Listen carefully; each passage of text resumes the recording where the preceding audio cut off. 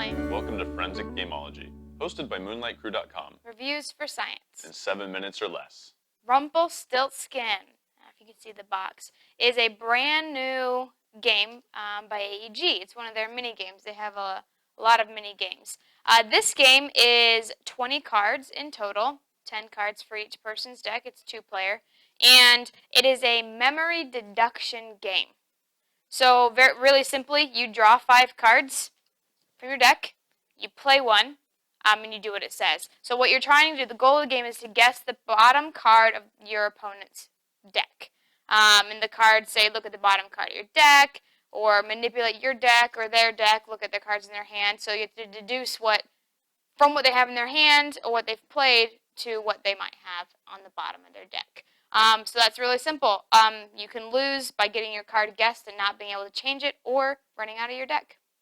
So that's the game. Simplicity versus complexity. Very simple game. The only complex part is the memory. I guess for me, if you have really great memory, maybe it's not so complex. But remembering which cards you've already guessed and which cards you've seen by the random chance of the cards you've played. Other than that, it's very simple. It makes me think of the famous mini game by AEG, which is Love Letter, in that this is even a little bit simpler. You don't draw a card. You just play cards from your hand. So there's not much going on here. There's the choices are very limited. So it's easy to play. Yeah, I would agree. I would say it's simple. One thing I do wish, though, your cheat sheet or player aid is just a list of the cards.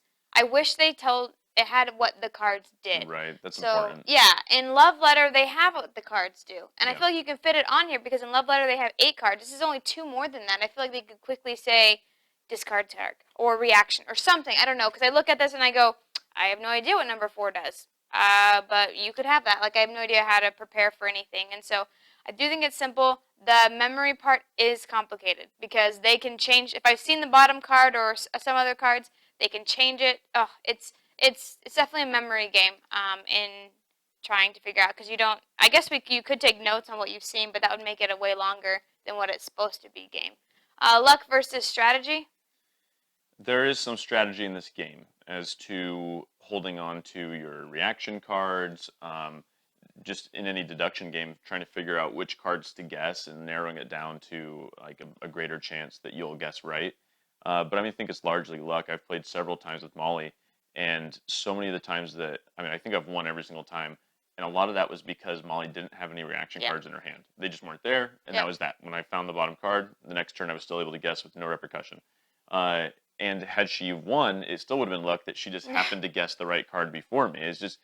It's a very lucky game. This does not have a lot of strategic depth. I would agree. I would say this is mostly luck. The strategy that is in it is very small compared to what it actually is able to accomplish in the game. Like, you can hold on to your reaction cards, or you can play this card instead of this card and look at hands, but are you going to win that way? Maybe. Right, so I still think it comes down to luck. There is some choices you can make, but it is really, really lucky is what I would say. It's a really lucky base. So if you want that, it really is a short game. If you want that, this is your game. It's luck. There you go. Fun versus boring. I would say not the most fun game. It is short. It is very quick, so that's something it has going for it. It's real quick. But I didn't find it too exciting. It's not my cup of tea. This game is kind of boring. Maybe that's what I fill out most memory games, so maybe it's not the target audience in this one. And if you enjoy taxing your memory in a deduction game, then this could definitely be the game for you. But for me, it's kind of just a pass. Just pass. I don't want to play. It's kind of boring. Like, we bought it, and I was kind of excited about it. I really like some of the other mini games. We got Love Letter, got My Star. Yeah, only 20 cards. Right? And so I think that's a really cool concept to try to make a game out of so few components.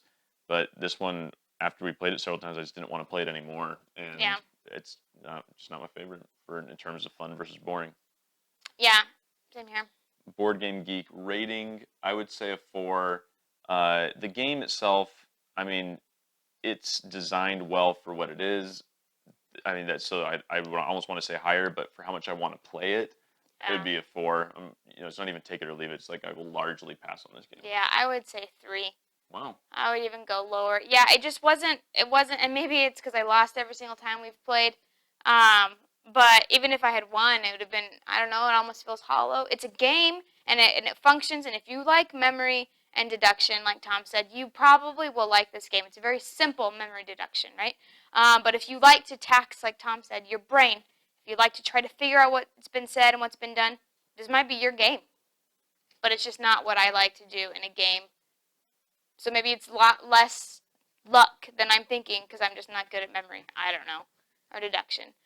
So whenever we get to multiples of 500 subscribers, we give away a free glitter painting of your favorite superhero icon. This one is Tom's favorite superhero icon. Love the Flash. Yeah. And so subscribe because that's the only way to be entered into the contest. Subscribe now because maybe you will be the winner. Rumpelstiltskin, we've presented the evidence. You be the judge.